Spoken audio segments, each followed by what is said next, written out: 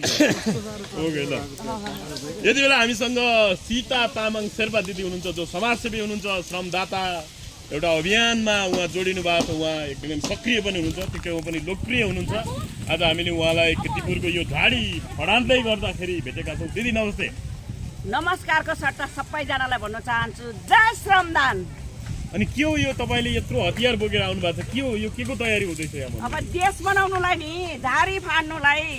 नचाहिने कुरा काट्नुलाई गोर्खे खुकुरी जस्तो भिरेर आउनु भएको छ तपाईँ के हो यो अब यो लेडिजले बोक्ने चाहिँ यही हो क्या हो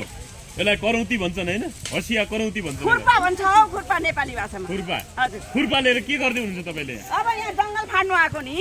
काटकुट गर्ने भनिन मैले नराम्रो चिज सबै फाल्ने राम्रो चिज चाहिँ बचाउने हो के हुन्छ यो फाडानी गरेर के हुन्छ खास अब फाइदा यहाँ श्रम संस्कृति पार्क बन्छ क्या पार्क बन्छ यहाँ यो धरानको पार्क यहाँ पनि अब विस्तार हुन्छ अब देशव्यापी विस्तार हुन्छ कीर्तिपुरमा बन्दैछ यहाँनिर मान्छे हर्क साम्पाङको पार्टी नै हो अब देशको विकल्प अब त्यही हो अब अरू के नै बाँकी छ र त सबै पार्टी हेरिहाल्यो अब हेर्नु पनि यही नै हाम्रै पार्टीलाई मात्रै हो कि अरू देश भन्नाले अरू पार्टीले देश बनाउँदैन अब देख्नु भएन त अब कुन चाहिँ पार्टी बाँकी छ होइन अरूले नि भनिरहेछन्